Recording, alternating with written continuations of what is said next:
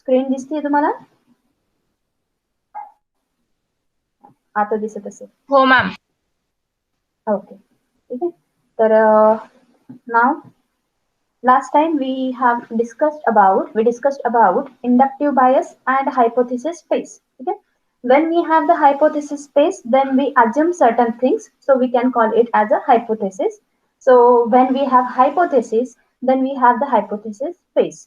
So with this we have the inductive bias. Inductive bias, it means we have to find out its function, that is y is equal to, it means we have to find out its equation. So in short, we have to find out its equation. So that is called as a inductive bias. Now today we will learn about evaluation and cross validation. Okay. So now today we will discuss about evaluation and cross validation. Now in today's lecture, what we will see, we will discuss or we will talk about that how to evaluate the learning model. Okay. Now it means that last time we have seen that we have a supervised number of learnings are there, number of different types of learnings are there. So that different learnings, it may be your supervised learning, unsupervised learning, reinforcement learning, and semi-supervised learning. Okay. So all these are the different types of learnings. So though there are different types of learning, now though there are different types of learning, what we want to do, we want to create a model or we want to design a learning model, and that learning model is used for the new instances. Okay, so that learning model is used for the learning instances.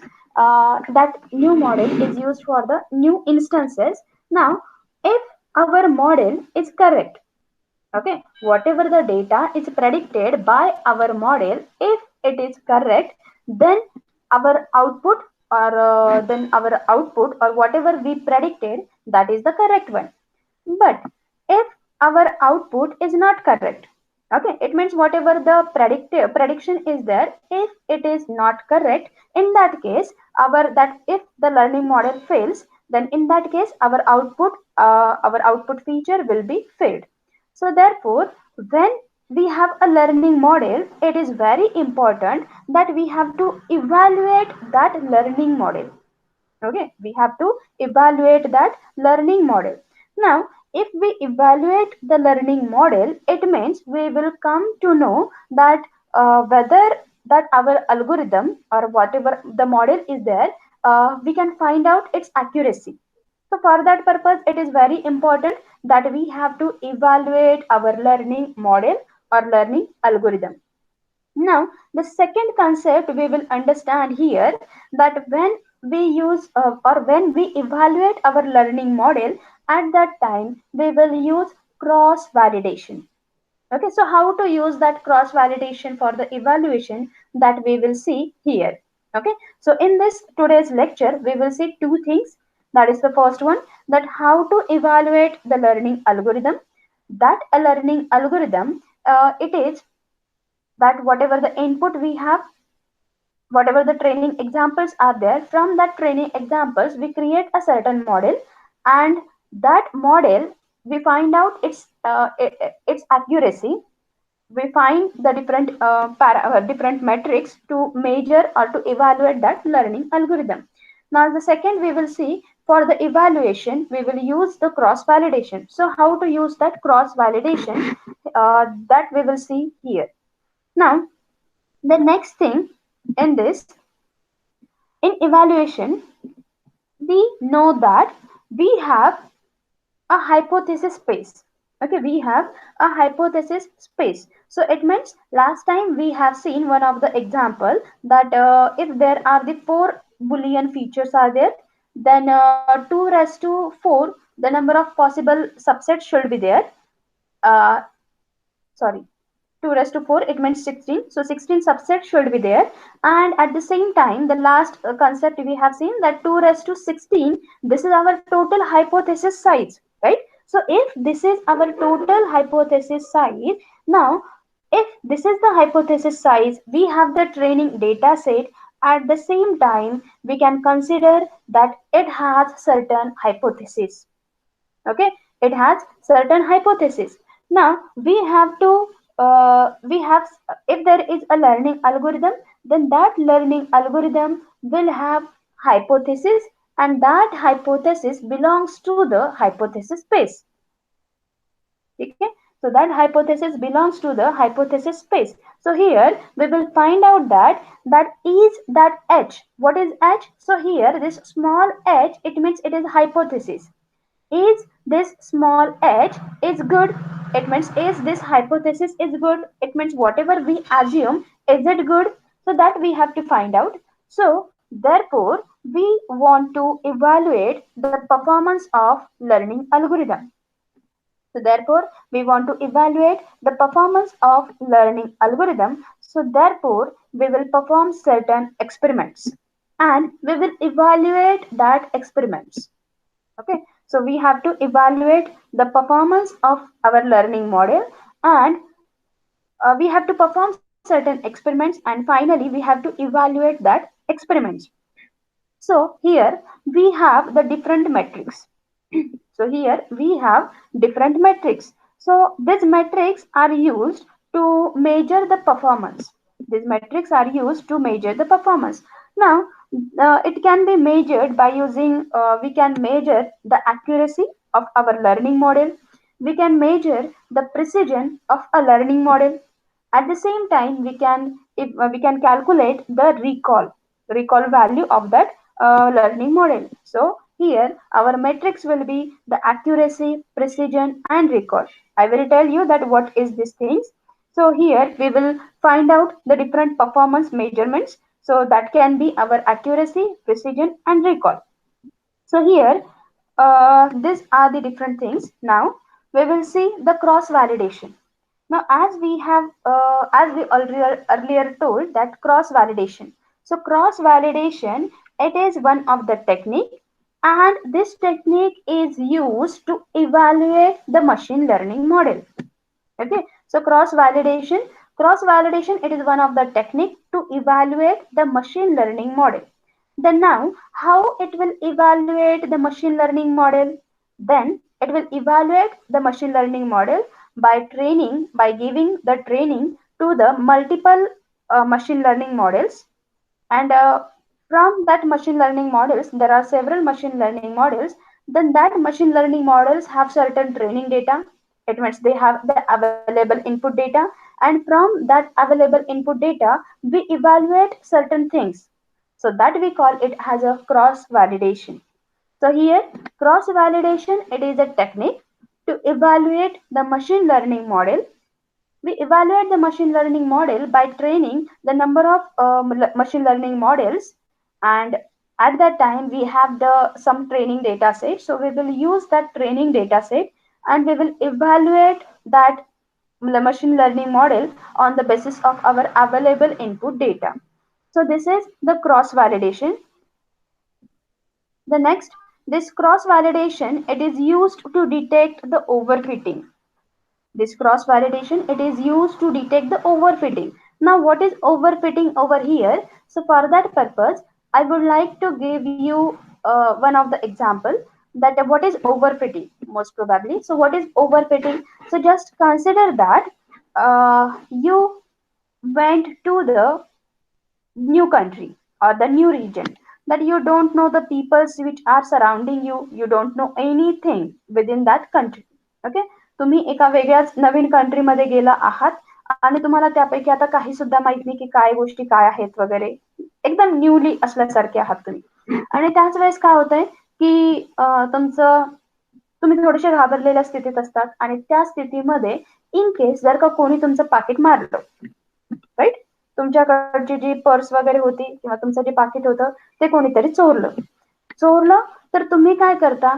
तुम्ही आता तो तुमचा एक scenario झाला. त्यानंतर तुम्ही थोडेसे सावध होता, पण त्यावेळेस तुम्ही काय कन्सिडर करता की हे सगळे आजूबाजूला माझे जे आहेत, पण हे माझ्या ओळखीचे नाहीयेत. त्या केसमध्ये तुम्ही हे कन्सिडर करता की हे जे माझ्या आजूबाजूला आहेत हे सगळेच चोर आहेत.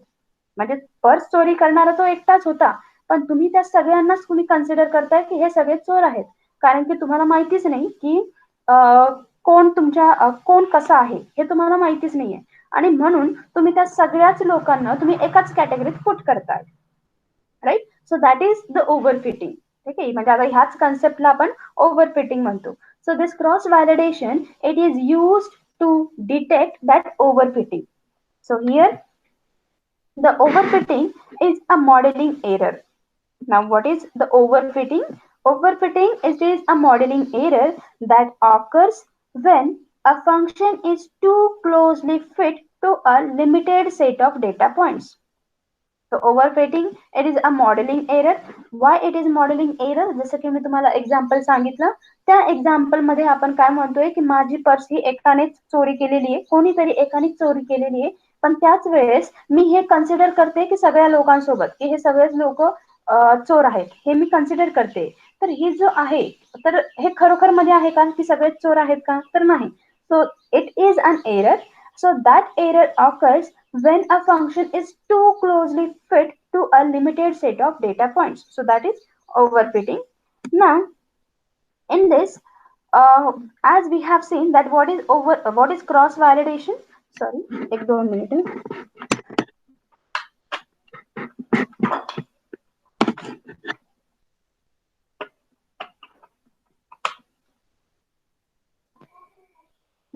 ठीक है.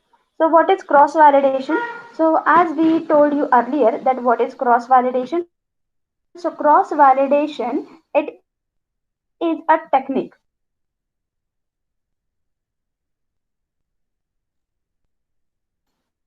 It is a technique to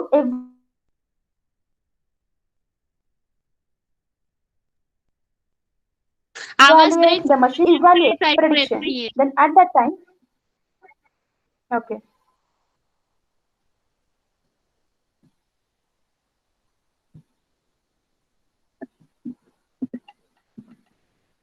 hello, आता येतोय का?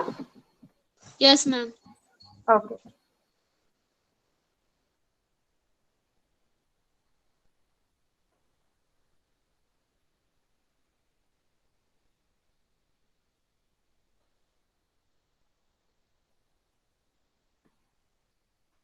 तर so here we have to evaluate the prediction. We have to predict the evaluation.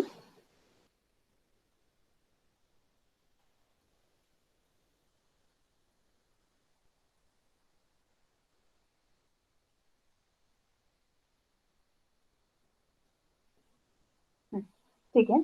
तर here we have to evaluate the prediction. म्हणजे जो काही आपण predict करतोय त्या गोष्टी that we have to evaluate. So therefore here just consider that we have certain hypotheses.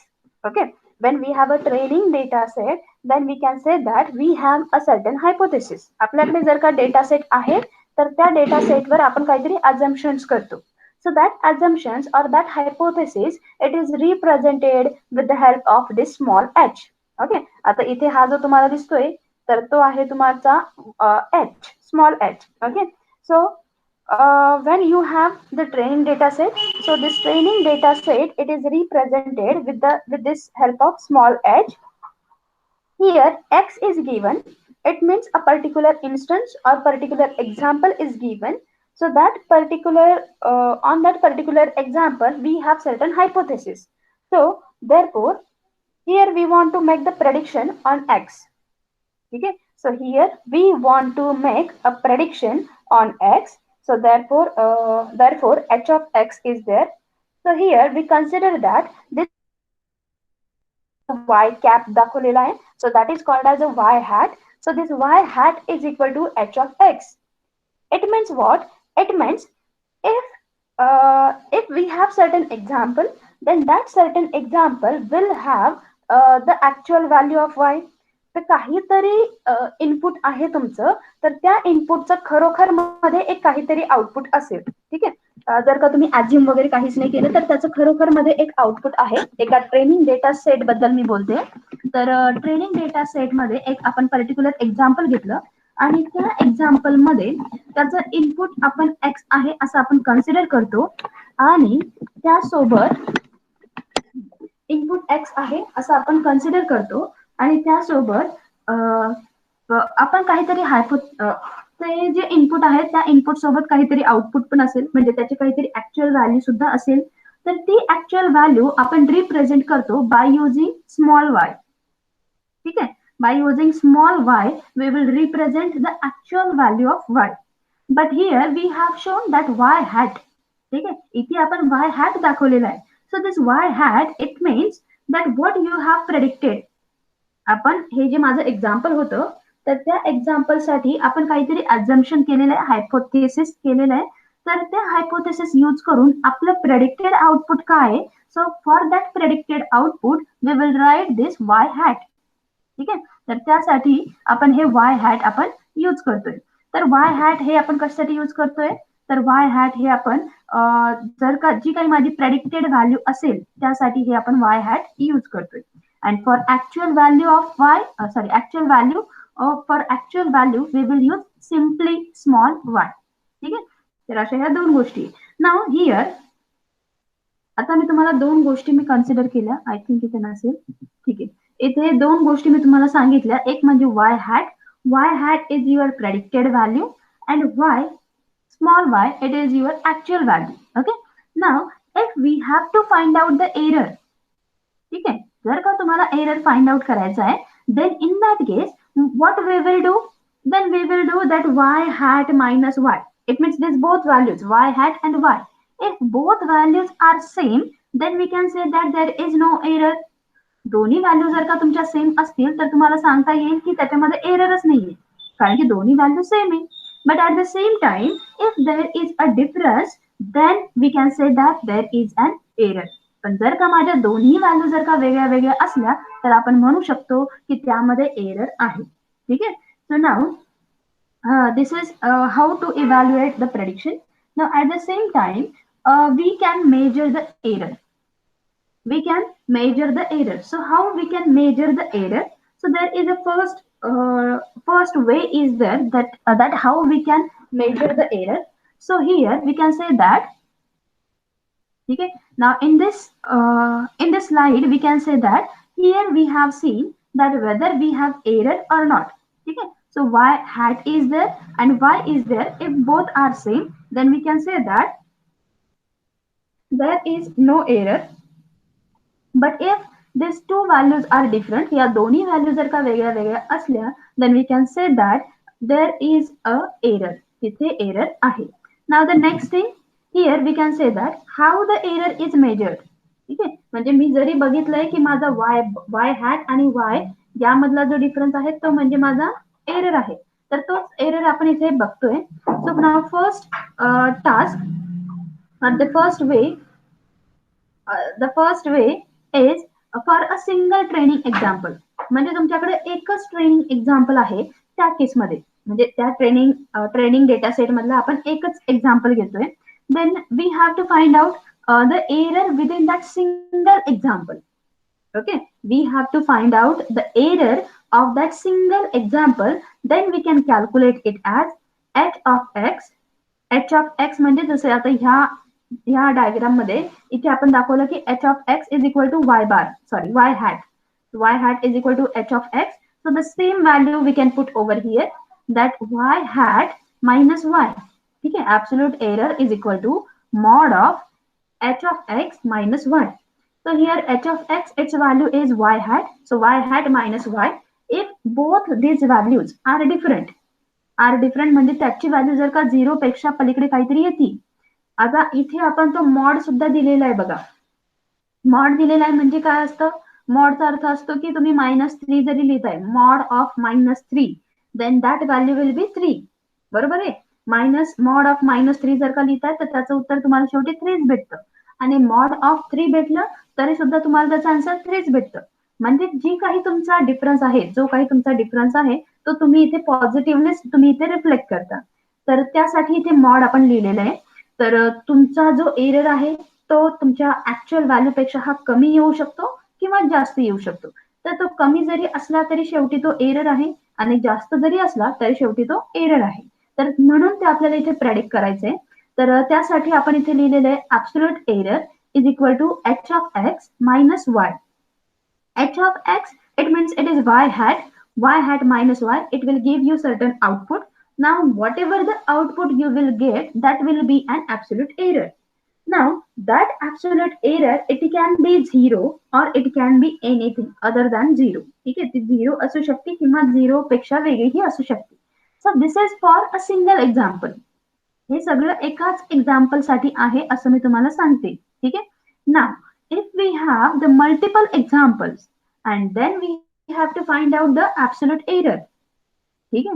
If we have the multiple examples and then we have to find out the absolute error, then that absolute error, it can be calculated as the average of all the errors, average of difference between the all the errors. So here we can say that absolute error is equal to summation of mod of h of x minus y divide by n. ठीक आहे. तुमचा जो वरती आपण difference काढला होता की जसा की सिंगल एरर साठी जो तुम्ही डिफरन्स काढला होता तसाच डिफरन्स तुम्हाला सगळ्या एक्झाम्पल साठी कॅल्क्युलेट करायचा आहे. त्याची ऍडिशन करायची की सगळ्यात शेवटी तुमचा एरर किती येतोय तर त्याची ऍडिशन करायची. ऍडिशन केल्यानंतर त्याला डिवाइड बाय एन करायचे. म्हणजेच काय की तुमचा जो h of x minus Y आहे त्याचा तुम्हाला ऍव्हरेज काढायचा आहे. ठीक आहे. तर या पद्धतीने तुम्ही मल्टिपल ट्रेनिंग एक्झाम्पल्स असेल तर त्या केसमध्ये तुम्ही ऍब्सोल्यूट एरर कॅल्क्युलेट करू शकता. तर तुम्ही या पद्धतीने ऍब्सोल्यूट एरर कॅल्क्युलेट करू शकता. Now this is one of the way that how you will calculate or how you will measure the error for single example and for multiple examples. Now, other than this, there are different ways are there. So we can see that different ways. So the second way to find the error or to measure the error is sum of the squares error. The second measurement or the second way to find the error, it is sum of squares error. Now, what is this sum of squares error? What is its formula? Then its formula will be that याला थोडंसं समजावून सांगते की h of x minus y म्हणजे पुन्हा एकदा तुमचा जो ऍब्सोल्यूट एरर सिंगल एक्झाम्पलचा जो तुम्ही ऍब्सोल्यूट एरर काढत होते सेम तसंच आहे. h of x च्या ऐवजी मी y हॅट पुट करते तर y हॅट मायनस वाय म्हणजे तो एका पर्टिक्युलर सिंगल एक्झाम्पलचा तो एरर देईल. एरर दिल्यानंतर त्याचा जो स्क्वेअर आहे सिंगल एक्झाम्पलचा जो एरर आहे त्याचा स्क्वेअर करायचा आहे आणि स्क्वेअर केल्यानंतर असेच स्क्वेअर तुम्हाला सगळ्या एक्झाम्पल्सची करायचे.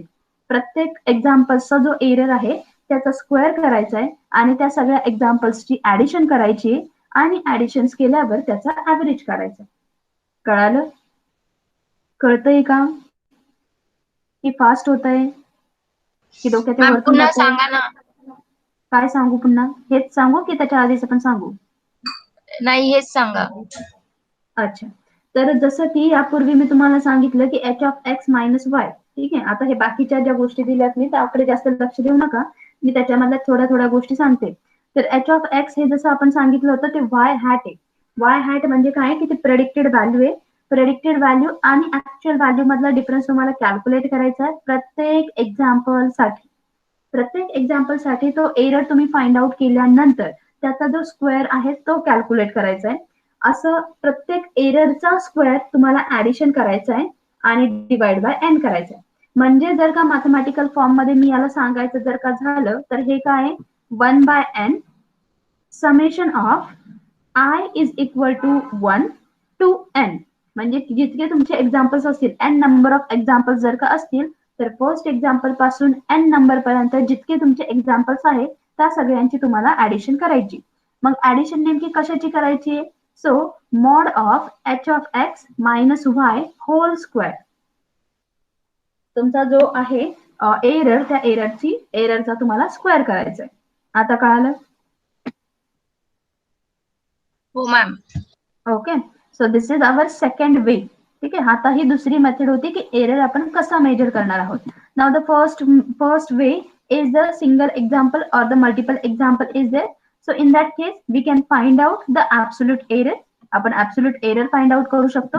The second way is to find out the sum of squares error. And this sum of squares error we will use in regression problems. ठीक आहे, आपण रिग्रेशनचे काही प्रॉब्लेम्स आपण बघणार आहोत, त्यामध्ये आपण सम ऑफ स्क्वेअर्स एरर आपण फाइंड आउट करणार आहोत. So this is the second way. Now the third way. Third way is the number of misclassifications. Number of misclassifications, it means for a classification problem, we can find out the number of misclassification. And this number of misclassifications, it can be defined as 1 by n summation of I is equal to 1 to n delta of h of x comma y. Okay, delta of h of x comma y. So in this way we can find out the number of misclassifications.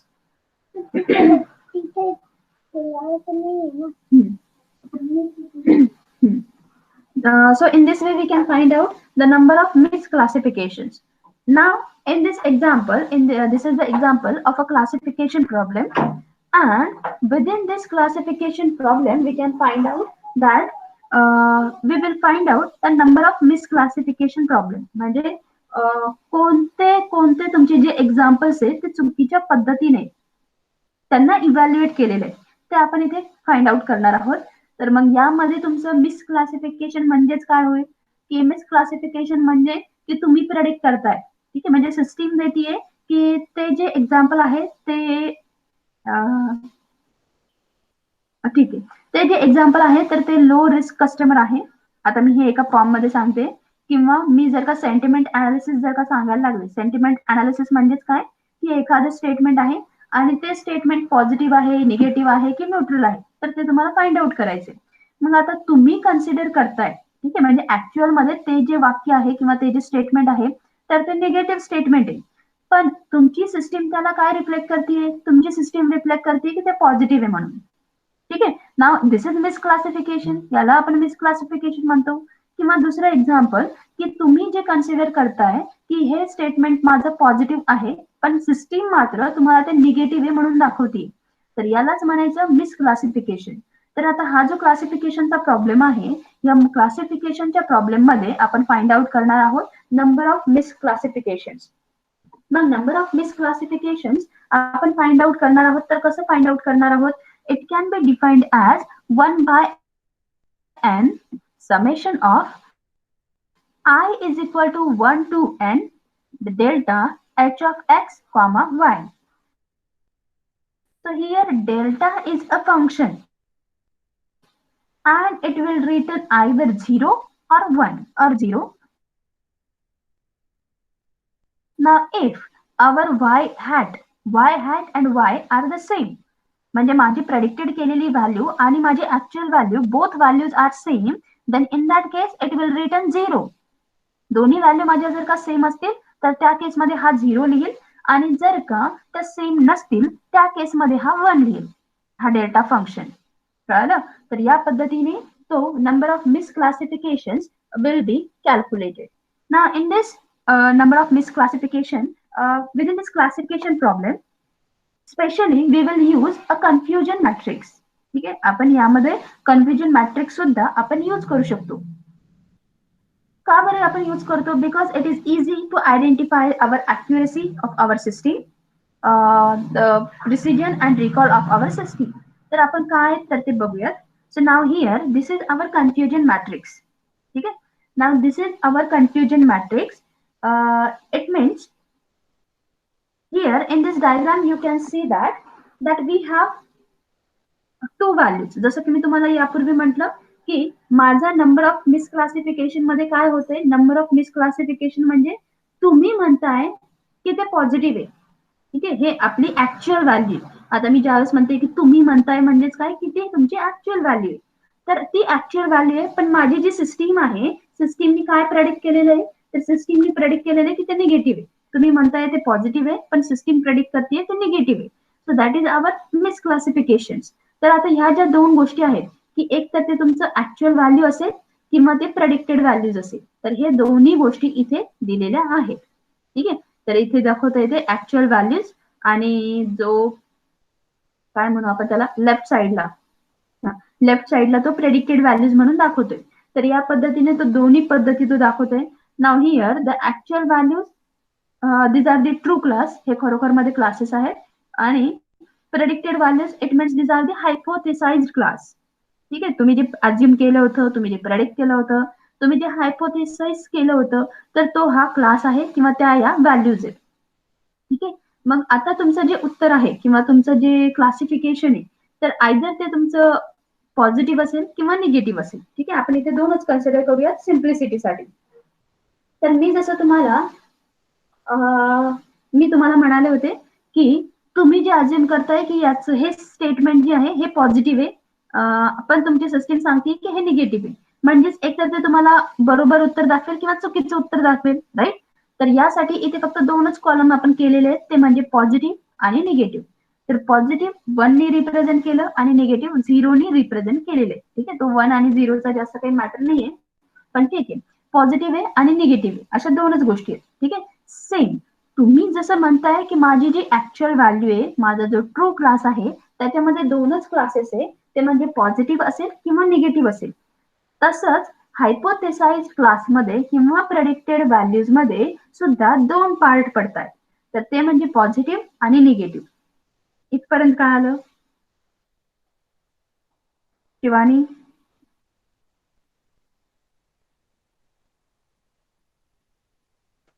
हो ma'am. Okay, ठीक आहे. आता मी तुम्हाला त्याच्या पुढचं सांगते. आता इथपर्यंतच का बरं विचारलं, कारण की आता हे इथपर्यंत थोडंसं बरं आहे. आता याच्या पुढे थोडंसं कन्फ्युजिंग होण्याचे चान्सेस आहेत. ठीक आहे, मग आता याच्या पुढे मी तुम्हाला समजावून सांगते की आता ऍक्च्युअल व्हॅल्यूज तुम्हाला मिळाल्या, प्रेडिक्टेड व्हॅल्यूज मिळाल्या. ठीक आहे, आणि तिथे एक आपण स्क्वेअर तयार केलेला आहे, त्याच्यामध्ये एक टेबल आहे आणि त्याच्यामध्ये 4 वेगळ्या वेगळ्या सेल्स आहे. ठीक आहे, तर 4 वेगळे वेगळे पार्ट तयार झालेले आहेत. तर पहिला बघा, जिथे पॉझिटिव्ह ऍक्च्युअल व्हॅल्यू आहे आणि प्रेडिक्टेड व्हॅल्यू सुद्धा पॉझिटिव्ह आहे. ठीक आहे, ऍक्च्युअल व्हॅल्यू पॉझिटिव्ह आहे आणि प्रेडिक्टेड व्हॅल्यू सुद्धा पॉझिटिव्ह आहे. That is called as TP. ठीक आहे, that is called as TP. What is TP? It is true positive. ठीक आहे, इट इज ट्रू पॉझिटिव्ह. म्हणजेच काय की तुम्ही पण कन्सिडर करताय, म्हणजे तुम्ही पण कन्सिडर करताय त्याची ऍक्च्युअल व्हॅल्यू ही पॉझिटिव्ह आहे, आणि तुम्ही जी सिस्टीम तयार केली किंवा तुम्ही जे मॉडेल तयार केलं, तर ते मॉडेल सुद्धा सांगतंय की त्याची व्हॅल्यू ही पॉझिटिव्हच आहे. तर ही जी केस आहे, तर त्याला म्हणायचं TP, that is true positive. कळालं इथपर्यंत? आता एक एक स्टेपवर मी तुम्हाला हे विचारणार आहे बरं का, की तुम्हाला कळालं का, कळालं का? तर तसं मला ते रिप्लाय करा, चॅट बॉक्समध्ये करा किंवा आन्सर करा, रिप्लाय द्या. तर या पद्धतीने आहे. तर मी तुम्हाला सांगते आता त्याच्या पुढचं. टीपी आपला सांगून झाला. टीपी झाल्यानंतर दुसरा मी सांगते तुम्हाला एफपी. ठीक आहे, एफपी याच्यामध्ये काय आहे की तुमची ऍक्च्युअल व्हॅल्यू ही निगेटिव्ह आहे. म्हणजे खरोखर मध्ये तुम्ही त्याला निगेटिव्ह क्लासमध्ये तुम्ही त्या पर्टिक्युलर एक्झाम्पलला डिवाइड करताय की ह्या एक्झाम्पलचं आउटपुट जे आहे तर हे निगेटिव्ह आहे, हे तुम्ही कन्सिडर करता, हे तुम्ही ही त्याची ऍक्च्युअल व्हॅल्यू. ठीक आहे, हा त्याचा ट्रू क्लास आहे. पण तुम्ही जे मॉडेल तयार केलं, ते मॉडेल त्याला उत्तर देत आहे की ती जी व्हॅल्यू आहे त्या एक्झाम्पलचं जे आउटपुट आहे ते मात्र पॉझिटिव्ह आहे. म्हणजेच इथे तुम्ही कन्सिडर करताय तुमची व्हॅल्यू आहे निगेटिव्ह, पण माझं जे मॉडेल आहे ते मात्र आउटपुट देते पॉझिटिव्ह. त्या केसमध्ये ते येत आहेत एफपी मध्ये, म्हणजे फॉल्स पॉझिटिव्ह मध्ये. ठीक आहे, ते आहे false positive. FP stands for false positive. It means what? It means whatever the example is there, that example is negative, but our predicted model is there. That learning model will give you a wrongly classifying it as a negative, it as a positive. तर तुम्ही जे predict केलेलं आहे, तुमचं जे learning model आहे, ते तुम्हाला कन्सिडर करते की ते पॉझिटिव्ह आहे, पण ते खरोखर मध्ये ते निगेटिव्ह. तर अशा केसेसला आपण म्हणणार आहोत फॉल्स पॉझिटिव्ह.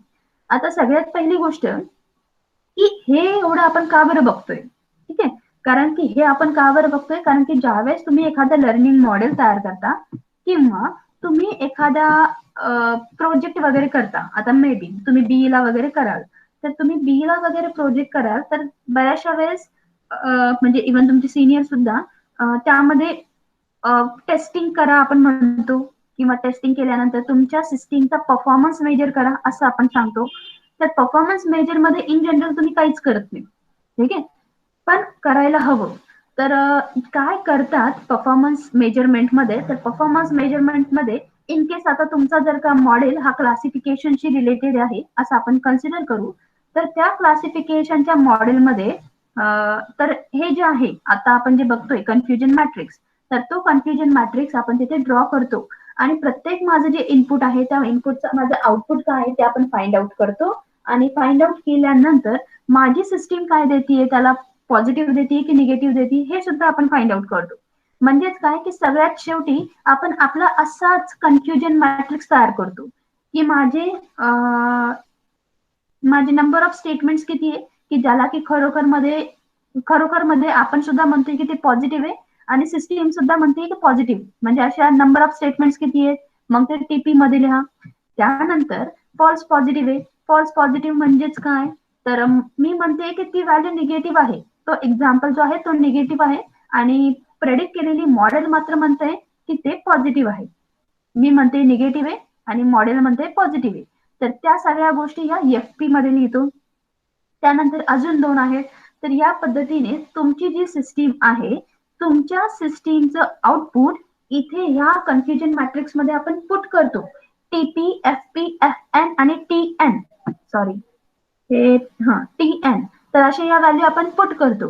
ह्या व्हॅल्यू पुट केल्यानंतर आपण त्या यूज करतो अॅक्युरेसीसाठी, प्रिसिजनसाठी आणि रिकॉलसाठी. तर ते आपण बघतोय आणि हे करणं गरजेचं आहे. आणि त्याच्याकरता हे करणं गरजेचं आहे कारण की आपण अॅक्युरेसी फाइंड आउट करतो आणि म्हणून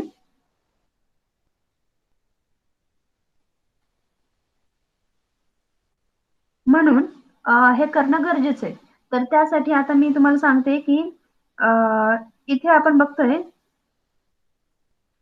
बघतोय की एफ एन म्हणजे आता तिसरा मी सांगते तुम्हाला. एफ एन म्हणजे काय की तुमची ऍक्च्युअल व्हॅल्यू ही पॉझिटिव्ह आहे पण सिस्टीम सांगते ते निगेटिव्ह आहे. तर त्यासाठी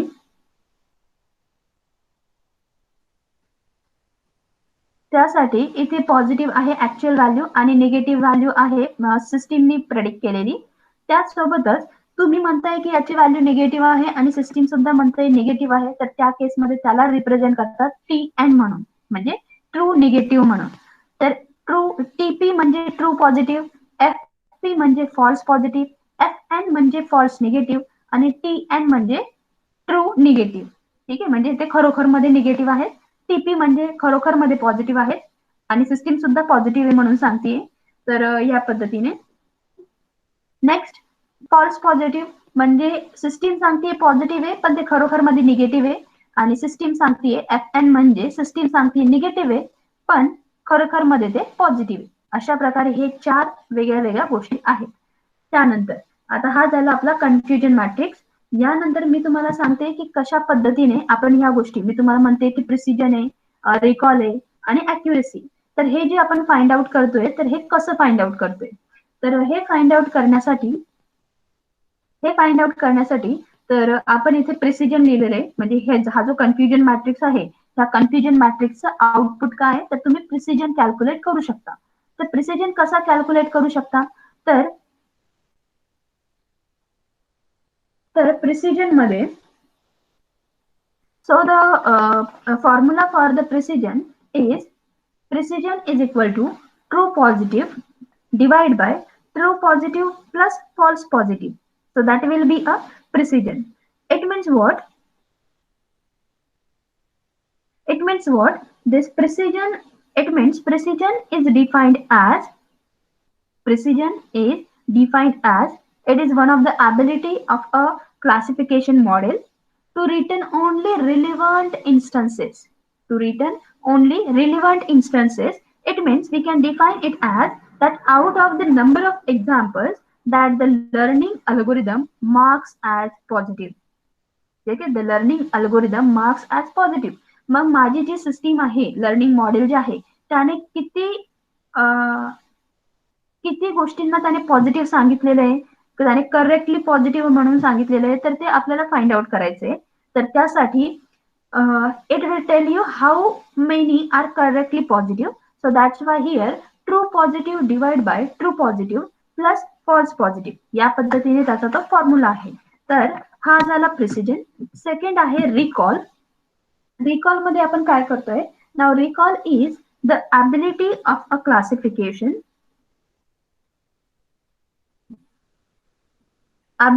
classification model to identify all relevant instances.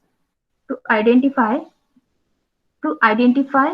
all relevant instances. It means we will find out that how many of positive examples, जितके टोटल आपले पॉझिटिव्ह एक्झाम्पल्स आहे त्यापैकी माझा जो लर्निंग अल्गोरिदम आहे तो किती एक्झाम्पल्सला तो पॉझिटिव्ह आहे म्हणून रिट्राईव्ह करतोय किंवा तो पॉझिटिव्ह आहे म्हणून आयडेंटिफाय करतोय. That I want to find out. So therefore here recall formula is true positive divide by true positive plus false negative. तर याला या recall, this recall is also called as true positive rate. ठीक आहे. यामध्ये का तो काय करतोय, रिकॉल मध्ये काय करतोय की जितके माझे total number of positive examples आहे, मग पॉझिटिव्ह एक्झाम्पल्स तुम्ही कशा पद्धतीने तुम्ही सांगू शकता, तर पॉझिटिव्ह एक्झाम्पल्स तुम्ही सांगू शकता तुमचं टीपी प्लस एफ एन नी. ठीक आहे. तुमचं टीपी आणि एफ एन नी म्हणजे खरोखर मध्ये आता इथे बघा टीपी प्लस एफ एन बघा, तर टीपी प्लस एफ एन मध्ये हे सगळे तुमचे पॉझिटिव्ह व्हॅल्यूज आहे, खरोखर मध्ये पॉझिटिव्ह आहे. ठीक आहे. तर हे खरोखर मध्ये पॉझिटिव्ह असणाऱ्या व्हॅल्यूपैकी तुमचा लर्निंग अल्गोरिदम किती गोष्टींना किंवा किती एक्झाम्पल्सला तो सांगतोय की हे पॉझिटिव्ह आहे ते तुम्हाला फाइंड आउट करायचंय. So that is called as a recall. तर हे झालं प्रिसिजन आणि रिकॉल. तिसरी टर्म मी तुम्हाला सांगते ती म्हणजे अॅक्युरेसी. ना व्हॉट इज अॅक्युरेसी? आपण म्हणतोय की माझ्या सिस्टीमची अॅक्युरेसी काय आहे, तर म्हणजेच काय की तुमची सिस्टीम ही किती छान प्रकारे वर्क होती. So that is called as accuracy. So it is simply a ratio of correctly predicted observation to the total observations. म्हणजे तुमच्या सिस्टीमनी जरी समजा ट्रू पॉझिटिव्ह आहे, ट्रू निगेटिव्ह आहे, फॉल्स पॉझिटिव्ह आहे आणि फॉल्स निगेटिव्ह आहे, पण तरी सुद्धा तुमच्या सिस्टीमनी पॉझिटिव्हला पॉझिटिव्हच म्हटलं आणि निगेटिव्हला निगेटिव्हच म्हटलं, तर असे किती एक्झाम्पल्स आहेत तर ते इथे फाइंड आउट करणं. तर त्यासाठी इथे अॅक्युरेसी आपण मेजर करतो TP plus TN divide by true positive plus false negative plus true negative. तर हा फॉर्म्युला यूज करून आपण अॅक्युरेसी मेजर करतो. ठीक आहे. कळालं का? हो मॅम. ओके.